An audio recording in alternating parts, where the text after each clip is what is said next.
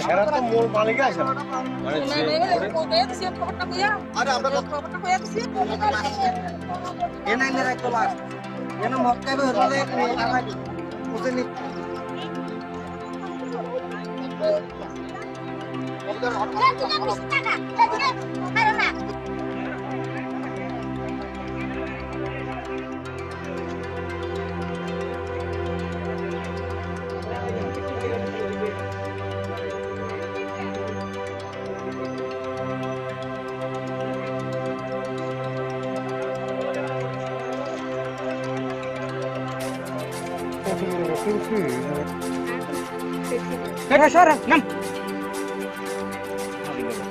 একটা প্রুফ দেখবেন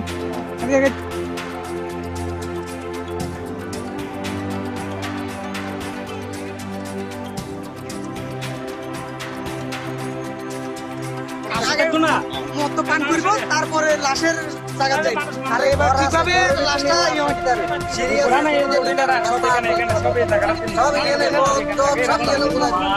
ডেড বডিতে কোনো ধরনের দাগ বা কিছু দেখছেন? না আমি সামনে তো জানি আমি থেকে তখন তো আমি সিঙ্গেল না। কি ধারণা আপনার এখানে দীক্ষা কি ধারণা? মনে হচ্ছে বডির উপরে কেউ কোনো ওই আঘাত কি ধরনের মনে হয় একটা বাজে কাজ, অসামাজিক কোনো কাজ? অসামাজিক কোনো কাজ আমার একটা ধারণা। আমি তো একটা মানুষ না, আপনি প্রাথমিক যতটুকু দেখছেন এটা তো- হ্যাঁ কালকে তো আপনি পুরো আছিলেন হ্যাঁ কালকে খবর দেওয়ার সময়। হ্যাঁ এখান থেকে আমি বাড়ি মানে বলা যায় কালকেও শেষ আছিলেন, আজকে শুরুর দিকে আপনি আছেন। এখনো তো আমি কিন্তু প্রথম দেখছি আমি কেন বা এটা প্রশাসনের ব্যাপার আগে বাড়ির মালিকের তো লাশের মালিকের এরা বাড়িতে গিয়ে খবর দেওয়ার পরে মানতে পারে এখন আমি যদি প্রশাসনের খবর দাও আর মিডিয়া তো আশা করি আইবি আর আমি নাই আর মিডিয়া প্রশ্ন করো আর প্রশাসন প্রশ্ন করো যেটা আমি যেটা দেখছি সেটা আমি বলি। আপনার বডিতে কোনো কি আঘাতের চিহ্ন বা কোনো ধরনের না আমি সামনে যাই নাই কিন্তু আমার ধারণা সমস্যা বলতে আমরা কালকে এখানে একটা বডি পুড়ে গেছে দাও খবর দিছে দাওনি না খবর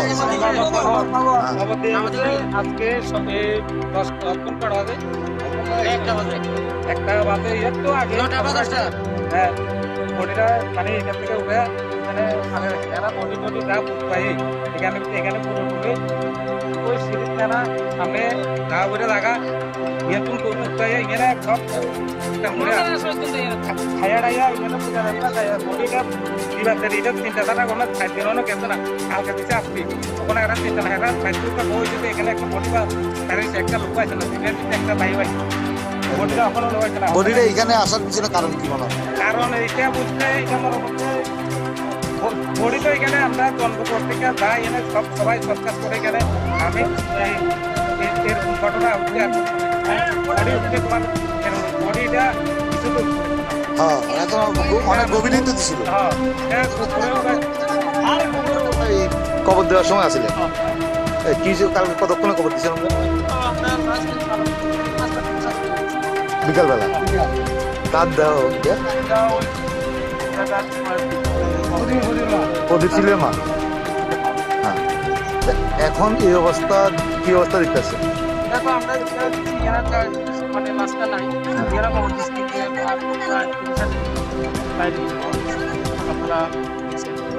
কি মনে হচ্ছে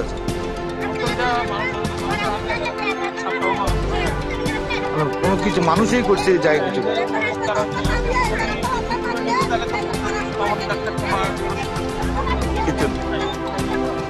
কি উদ্দেশ্য মনে হইতেছে আমার ধারণা করা যায়? কারণ এই শ্মশানে আর কোনদিন এরকম কাজ হয়েছে এটা কোন উদ্দেশ্যে তো বোঝা যাচ্ছে না। এটা প্রশাসনের দিকে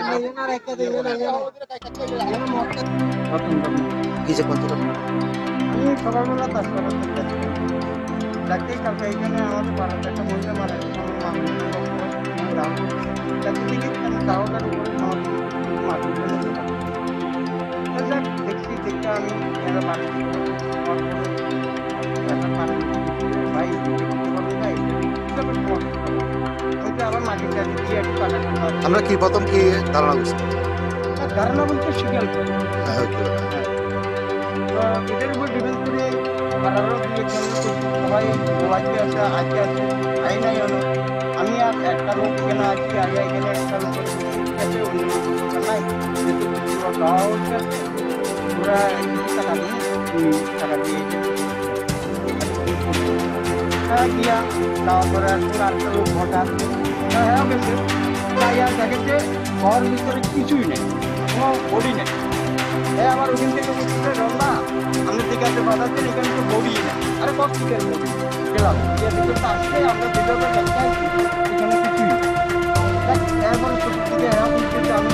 পূজা করে যারে একটা ওয়ালেট